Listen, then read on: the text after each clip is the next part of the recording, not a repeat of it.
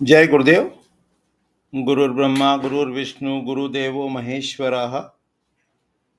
गुरुः साक्षात् परब्रह्म तस्मै श्री गुरुवे नमः। अर्चनी वंदनी प्रातः स्मरणी परम पूजनी गुरुदेव के चरणों में बारंबार वंदन कर आरंभ करते हैं। आवाज आ रही है? ठीक। तो भूमि चयन यानी साइट सिलेक्शन, इसका डिस्क्रिप्शन आरंभ किया था।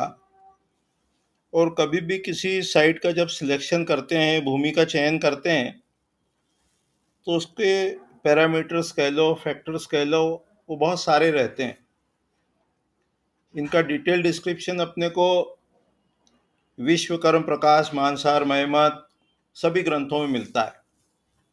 वास्तुशास्त्र में कहा गया है, हेयम दुखम अनागतम, आने वाले दुख का त्याग पहले से किया जा सकता है।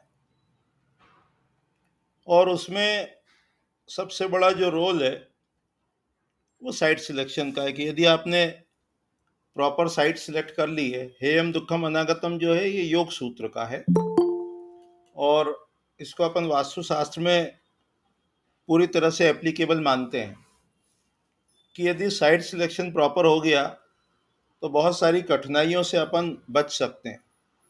तो आज की इकाई में, आज के पार्ट में अपन साइट सिलेक्शन को थोड़ा सा देखेंगे और उसके नोट्स भी प्रोवाइड कराएंगे। कल के जो लेक्चर थे अपने, जिसमें शेप्स को लिया था, आकार को लिया था, कि भूमि के आकार के माध्यम से आकार के गुण बताए हैं।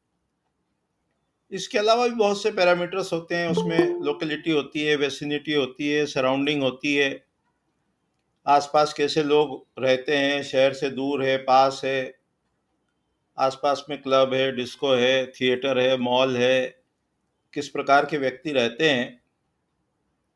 ऐसे अनेक फैक्टर्स का, बातों का विचार करते हैं, क्योंकि जो भी व्यक्ति जिस भी क्षेत्र में, घर में निवास करता है, उसकी जो सराउंडिंग है, अप्रोच है, वेसिनिटी है, परिवेश है, उसका बहुत गहरा असर होता है।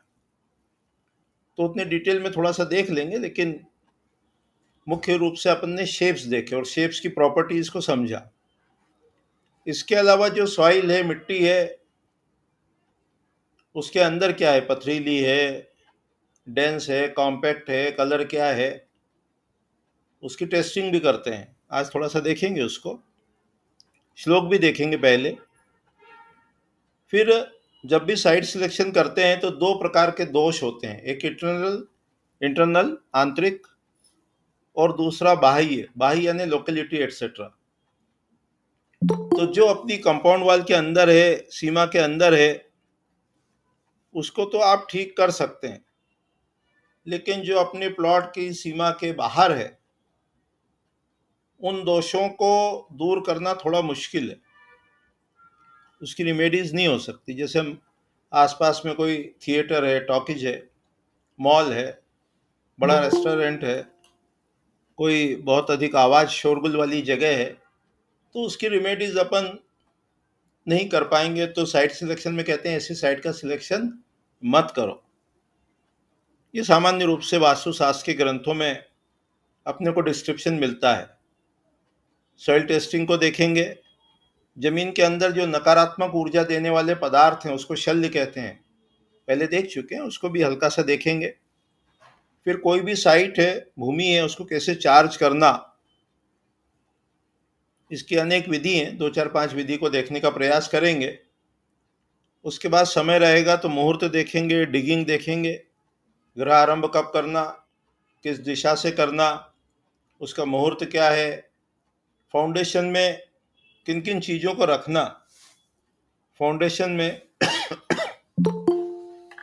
किन किन चीज़ों को रखना, उसको भी देखने का प्रयास करेंगे।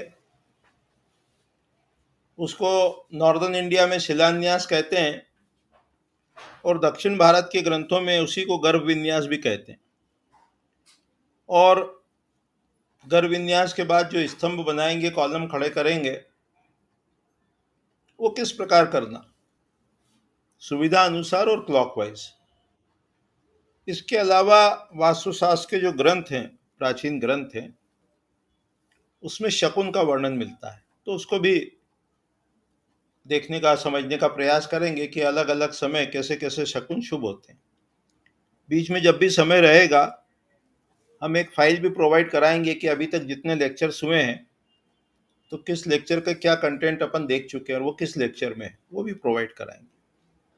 तो अभी श्लोक से आरंभ करते हैं। अभी माइक ऑन आप लोगों का नहीं कर रहे हैं, और एक दो श्लोक भले पहले हो चुके हों, वो रिवीजन हो जाएगा, तो अपन एक दो श्लोकों को भी देखने का थोड़ा प्रयास करते हैं। तो पहले अपन ने देख चुके हैं, उसको तो हम ही प्रोनाउंस करेंगे, आप लोग चाहे तो धीरे धीरे प्रोनाउंस कर सकते हैं। जयति वरद मूर्तिर मंगलम मंगला नाम, जयति सकल वंद्या भारती ब्रह्म रूपा, जयति भुवन माता चिन्मयी मोक्ष रूपा, दिशतु मम महेशो वांग्मय शब्द रूपम। फिर वास्तु पुरुष की उत्पत्ति का डिस्क्रिप्शन है विश्वकर्म प्रकाश ग्रंथ के पहले अध्याय में, और इसी को आधार मानकर अपन यदि चेतना को सत्वगुणी बना लें तो वास्तु दोष नहीं लगते हैं। तो ये रिमेडीज के रूप में अपन देखते हैं। तो कहा पुरा त्रेता युगे हयासीन महाभूतम व्यवस्थितम स्वाप्यमानम शरीरेण सकलम भुवनम ततः। ये हमने फाइल आपको भेज दी है, तो प्रतिदिन इसका पाठ करना है, इन श्लोकों का पाठ करना है। पहले अपन देख चुके हैं 5-6 श्लोक, उसी को थोड़ा सा 2 श्लोकों को दोहराते हैं। ईशान्यम देवता ग्रहम पूर्वस्याम स्नान मंदिरम आग्नेयाम पाक सदनम भंडारम ग्रहम उत्तरे आग्नेय पूर्वयोर मध्ये दधि मंथनम मंदिरम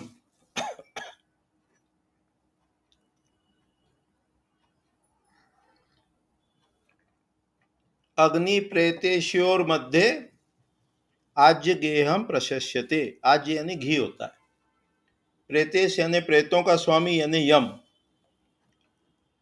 उसके बाद कहा है याम में निरत्योर मध्ये पुरुष त्याग मंदिरम, निरत्याम निरत्या अम्ब्यो पयोर मध्ये विद्याभ्यास मंदिरम, पश्चिम अनिलियोर मध्ये रोदार्थम ग्रहम स्मृतम, स्मृतम है वो, वायव्यो उत्तरयो मध्ये रतिगेहम प्रशस्यते।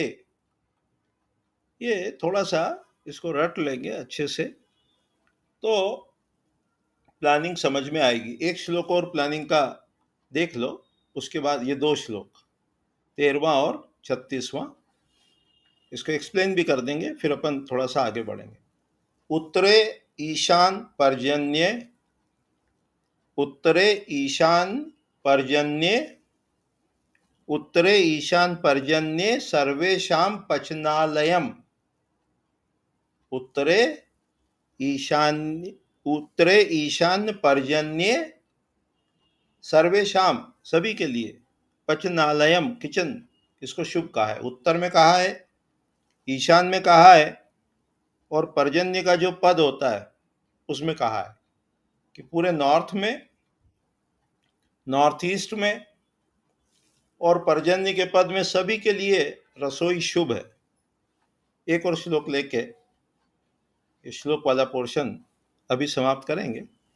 चतुर्दिक्षु चारों दिशाओं में, चतुष्कोणे चारों कॉर्नर पर, यानी चारों मुख्य दिशा और चारों वी दिशा, सोपान स्थानम इरीतम चढ़ाव की जगह बताई है। तो जो भी कुछ अभी मार्केट में बाजार में चल रहा है उस पर ध्यान न देते हुए, हमने पहले भी कहा कि शास्त्र में जो लिखा है उसी को अपन देखने का, समझने का प्रयास करेंगे। तो ये मानसार ग्रंथ के 36वें अध्याय का 13वां श्लोक और 36वां श्लोक, इसमें अपन ने किचन का स्थान देखा, और स्टेयर्स, चढ़ाव का स्थान देखा। इसी विषय को धीरे धीरे धीरे धीरे अपन आगे बढ़ाएंगे और प्रतिदिन आपको पाठ करना है। 2-3-4 श्लोक याद भी करेंगे तो अच्छा रहेगा। तो ये अभी अपन ने श्लोक देखा, श्लोक देखने का, समझने का प्रयास किया। फिर अपन थोड़ा सा अब जो विश्वकर्म प्रकाश ग्रंथ है, कुछ कह रहे हैं गुरुजी मैं कल से क्लास अटेंड करूंगा, ठीक है।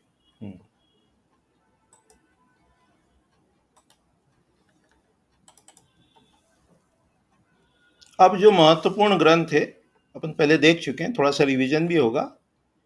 और जो अपने टॉपिक हैं भूमि चयन से रिलेटेड, साइट सिलेक्शन से रिलेटेड, उसको अपन देखने का प्रयास करेंगे।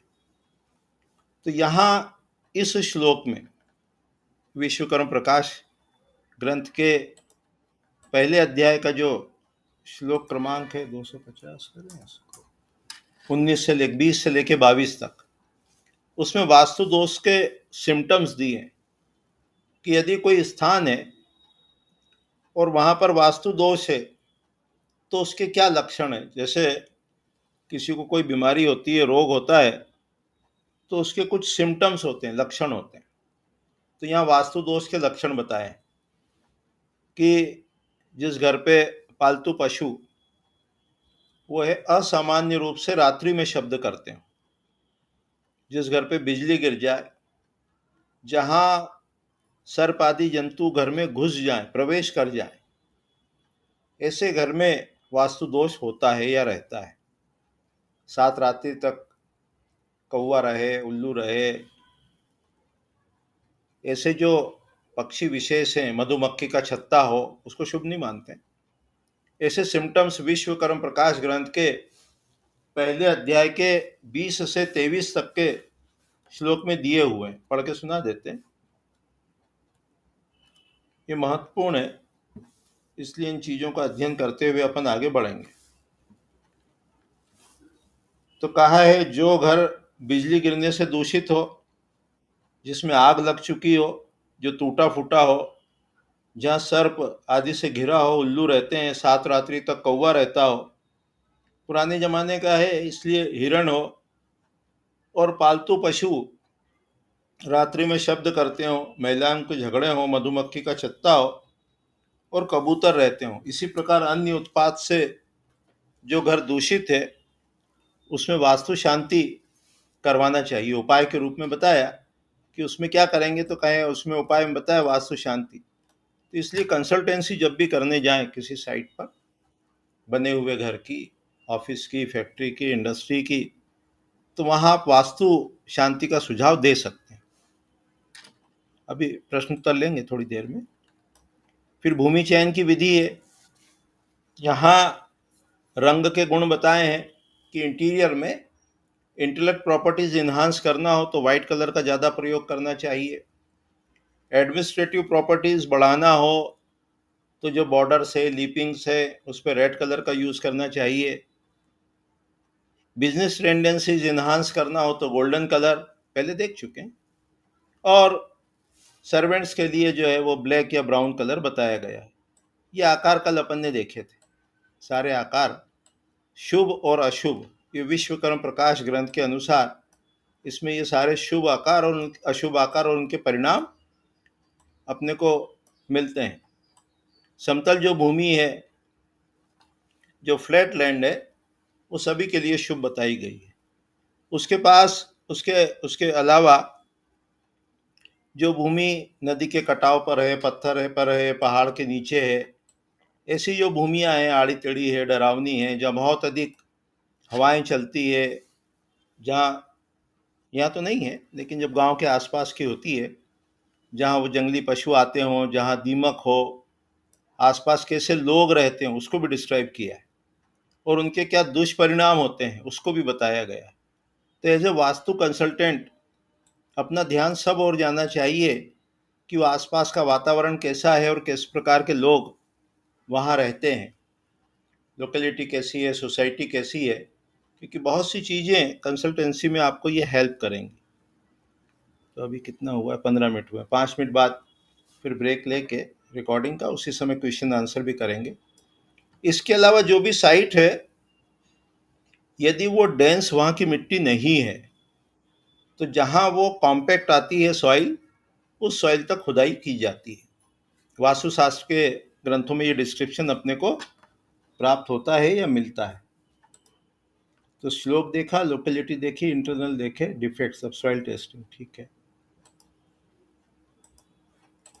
तो उसकी टेस्ट बताइए, डेंसिटी टेस्ट है, कॉम्पैक्ट होना चाहिए, मॉइस्चर ना हो भूमि में। तो जो तरी होती है, पानी का जो छिड़काव करते हैं दीवार आदि पर, वो कई बार रिपीट करना चाहिए, बार बार करना चाहिए। तो इसमें 7 टेस्ट अपने को मिलती है। Density test, moisture test, fertility test, जो लैंड फर्टाइल है वो बहुत शुभ है, एयर फ्लो टेस्ट और रेडिएशन टेस्ट। तो जहाँ कहीं भी अपन साइट पे जाएंगे और जहाँ एयर फ्लो प्रॉपर नहीं है, वहाँ व्यक्तियों के बीमार होने की आशंका हो सकती है। और जो फर्टाइल लैंड है जैसे पंजाब की, तो वहाँ हर व्यक्ति, किसी भी प्रकार का व्यक्ति जाएगा तो सर्वाइव करेगा। और जो लैंड थोड़ी सी ड्राई है, रेगिस्तानी है, वहाँ बहुत परिश्रम से सर्वाइवल व्यक्ति कर पाता है। तो ये थोड़ी सी टेस्ट है। इसके बाद जो अपने काम का सीधा सीधा आएगा वो भूमि का अधिग्रहण है और उसको पॉजिटिवली चार्ज करने की विधि है। तो थोड़ा सा पॉजिटिवली चार्ज करने की विधि देख के फिर ब्रेक लेंगे।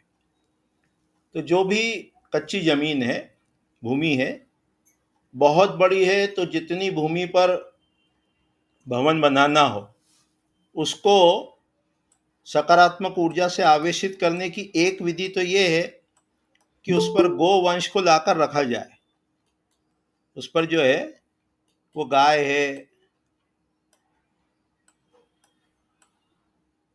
है, सांड कह लो, वो है, बछड़ा है, और उनके रहने की सारी व्यवस्था की जाए और वो पूरे प्लॉट पे स्वच्छंद रूप से घूमते हों, तो उससे भूमि सकारात्मक ऊर्जा से आवेशित होती है। दूसरा, गोबर और गौमूत्र, उसको पानी में मिक्स करके पूरी भूमि पर उसका छिड़काव किया जाए। तीसरा जो है वो सर्वौषधि है, पंचगव्य है। सर्वौषधि अपन पहले देख चुके हैं, वच, कूट, चंदन, जटामासी, सोट, नागर मोथा, आंबा, हल्दी और हल्दी, उसको लाकर पाउडर में मिक्स करके पूरी भूमि पर उसका छिड़काव किया जाता है। इसी प्रकार पंचामृत है और पंचगव्य है। गाय का जो दूध है उसी से बना हुआ, देसी गाय, उसी से बना हुआ दही है, उसी से बना हुआ घी है, गौमूत्र और गोबर है। और पंचामृत में शक्कर और शहद मिला देते हैं। और सोना और रत्न आदि एक बर्तन में लेके रात भर उसको पानी में रख कर दूसरे दिन रत्न और सोना निकाल कर उस पानी को इसमें मिक्स करके पूरी जो भूमि है उस पर उसका छिड़काव करते हैं। तो इस प्रकार से भूमि को सकारात्मक ऊर्जा से आवेशित करते हैं। जितनी भूमि पर भवन बनाना है, भवन बनने से पहले ये कार्य किया जा सकता है। और बाकी जो खाली भूमि है, जमीन है, उसमें भी इस कार्य को कर सकते हैं। अभी हम माइक ओपन करने वाले हैं और रिकॉर्डिंग को ब्रेक भी देने वाले हैं।